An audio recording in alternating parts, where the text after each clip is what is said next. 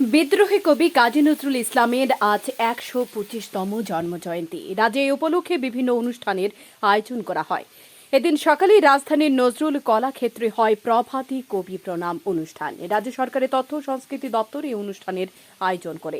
অনুষ্ঠানের শুরুতে বিদ্রোহী কবি কাজী নজরুল ইসলামের প্রতিকৃতিতে পুষ্পার্ঘ্য অর্পণ করে শ্রদ্ধা জানান উপস্থিত বিশিষ্টজনেরা এবং বিভিন্ন সাংস্কৃতিক সংগঠনের শিল্পীবৃন্দ। এই অনুষ্ঠানে প্রধান অতিথি হিসেবে উপস্থিত ছিলেন রাজ্য সরকারের তথ্য ও সংস্কৃতি দপ্তরের সচিব পি.কে. চক্রবর্তী। এদিন কাজী নজরুল ইসলামের বিভিন্ন দিকগুলির কথা তুলে ধরেন তিনি। নজরুল ইসলামের কবিতা নিয়ে বিশদ আলোকপাত করেন তথ্য ও সংস্কৃতি দপ্তরের সচিব প্রদীপ কুমার চক্রবর্তী। এই কবি ওনার 1942 সালে রোগগ্রস্ত হয়েছিলেন, স্মরণশক্তি হারিয়ে গিয়েছিলেন। ওনাকে চিকিৎসার জন্য লন্ডনে নিয়ে যাওয়া হয়েছিল, ভিয়েনাতে নেওয়া হয়েছিল, কিন্তু কবি সেখানে ওনার মস্তিষ্কজনিত রোগে ভুগছিলেন। না স্মরণশক্তি ছিল, না ওনার বাক শক্তি ছিল। পরবর্তীকালে 1960 সালে ভারত সরকার কবিকে পদ্মভূষণে ভূষিত করেছিলেন এবং রবীন্দ্র ভারতী ইউনিভার্সিটি কবিকে ডিলিট উপাধিও দিয়েছিলেন।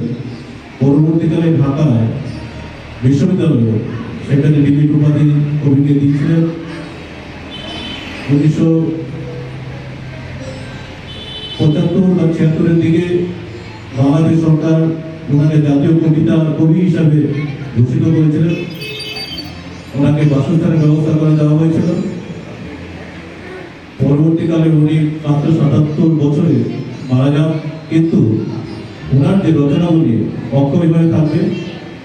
দেশ ভাগ হয়ে গেছে, কিন্তু ওনার যে রচনা রয়েছে সেই রচনা দুই দেশের মধ্যেই সমভাবে সমাদৃত, সমভাবে গ্রহণযোগ্য, এবং এই বিষয়টিকে মাথায় রেখেই আজকে আমরা কবি প্রণামের ব্যবস্থা করেছি।